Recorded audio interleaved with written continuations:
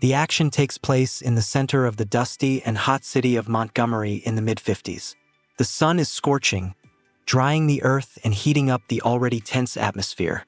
At first glance, life in Montgomery seems measured and calm, but behind the beautiful facades of houses and smiles hides a deep chasm separating the white and black population, an abyss dug by prejudice, discrimination, and years of injustice. Our focus is Odessa Cotter, a black woman with a wise eye and strong hands used to hard work. Her days begin before dawn, when darkness envelopes the town with its silence. Odessa leaves her modest home in an African-American neighborhood where her husband Herbert, a hard-working but broken man, and their children are waiting for her, hoping for a better future for which Odessa is willing to do anything. She faces a long journey on foot across town. Odessa works as a maid and nanny in a respectable white house owned by the Thompson family. Miriam Thompson, her employer, is a young woman who embodies the image of the perfect Southern housewife.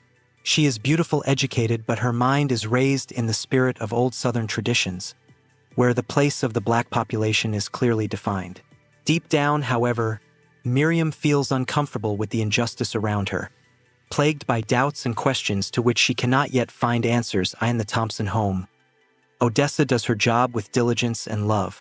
She cares for the children, Emily and Mary Catherine, as if they were her own, playing with them, reading them stories, preparing delicious lunches, and keeping them in order.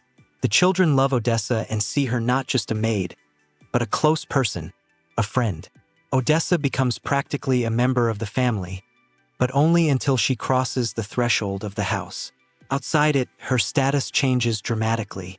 She is just a colored force to submit to the humiliating rules of segregation that permeate all spheres of life.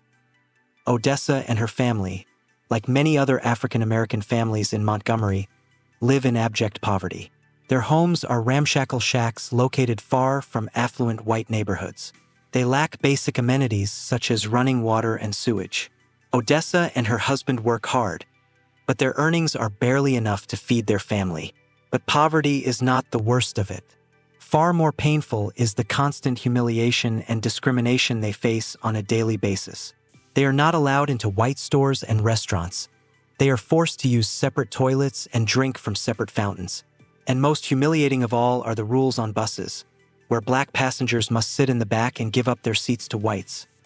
But despite all the difficulties and hardships, in the hearts of Odessa and its compatriots there is hope for change, for a better future for their children, where the color of their skin will not determine their fate. They dream of a world where all people will be equal, where they will be respected and valued as individuals. And then one day a spark of hope bursts into a bright flame. After a bus incident involving Rosa Parks, a courageous black woman who refused to give up her seat to a white passenger, Montgomery's black community decides to unite and launch a mass boycott of the bus system. It is a peaceful protest against segregation, against the humiliating rules requiring black passengers to sit in the back of the bus and give up their seats to whites. Odessa, like thousands of other black residents of the city, does not hesitate to join the boycott. Every day she walks many kilometers to and from the Thompson home. Her legs buzz with fatigue and her back aching, but she doesn't complain. The fatigue in her legs does not compare to the pain she feels seeing her people suffer. Miriam Thompson watches with growing concern. She sees how Odessa's life is changing, how it is becoming more and more tired and exhausted. Miriam begins to realize the injustice of the segregation system and considers her role in it. She sees how Odessa maintains her dignity and optimism despite the hardships.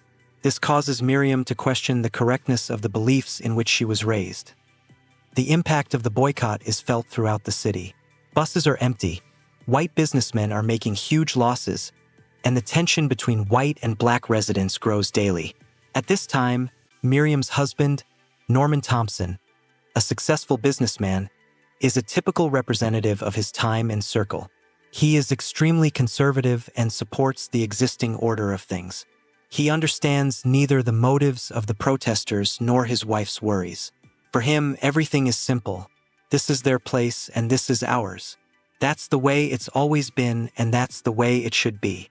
He believes that black people should know their place and not try to change the situation.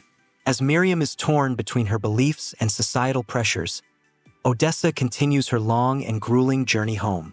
One day, while returning from work, she is brutally attacked by white bullies. They insult her, push her, shout racist slurs, and threaten her with physical violence. Odessa, despite her fear, does not respond with rudeness. She knows that any provocation could lead to even more serious consequences. This incident becomes a turning point for Miriam. She realizes that she can no longer stand by and turn a blind eye to what is happening. She sees how the system that her husband and her entourage support is crippling the lives of innocent people. Miriam makes a decision that shocks her surroundings and angers her husband. She begins driving Odessa to and from work in her car. This seems like an insignificant act, but in the context of the segregation that reigns in the city, it is a real challenge to the system, a demonstration of solidarity with the black population. Miriam's act causes a wave of outrage among her white acquaintances. They condemn her, insult her, call her a traitor, and try to force her to withdraw her support for the boycott. Norman succumbs to pressure from friends and co-workers and demands that Miriam stop giving Odessa a ride. He is afraid of losing his status in society and spoiling relations with business partners. But Miriam does not back down. She feels that she is doing the right thing, that this is the only way to stay true to her beliefs and preserve her humanity. Meanwhile, the boycott continues. The black community shows incredible resilience, unity, and dedication. Despite hardship, they do not give up and continue to fight for their rights. They organize alternative means of transportation, create a system of mutual aid, and support each other in times of need. Miriam sees their determination and fortitude and becomes actively involved in supporting the boycott. She organizes donations, helps organize alternative transportation for the strikers, spreads the word about the boycott, and raises public awareness about segregation.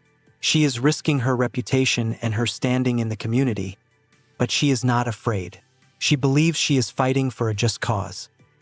Norman, observing the changes in his wife, begins to gradually rethink his views. He sees how much Miriam believes in what she is doing and begins to realize that segregation is not just a tradition, but an unjust and cruel system that humiliates and oppresses people. He sees Odessa and her family suffering and begins to feel guilt for having supported this system for a long time. Eventually, Norman decides to take a bold and risky action. He reaches out to his influential friends and colleagues and tries to convince them to support the demands of the strikers and end segregation on the buses. This causes a storm of outrage and rage in conservative circles, but Norman does not back down. He realizes that it is time for change, that it is no longer possible to turn a blind eye to injustice and ignore human suffering. The bus boycott in Montgomery has been going on for over a year. During this time, the black community endures many hardships, faces threats and violence, but their unity and determination never falters. Finally, their efforts bear long-awaited fruit. The U.S. Supreme Court issues a historic ruling declaring segregation on buses unconstitutional and illegal. This victory becomes a milestone in the fight for civil rights for African Americans in the United States. It shows the world that even the most resilient systems can be broken if people unite and fight for their rights. She inspires other minorities and oppressed peoples around the world to fight for freedom and equality. The story ends with a touching scene in which Odessa and Miriam say goodbye to each other. Odessa, as she leaves, looks at Miriam with gratitude, respect, and deep understanding. They both know that their friendship has endured hardship, withstood the onslaught of prejudice, and has only grown stronger. They are both changed by these events, stronger, wiser, and more human.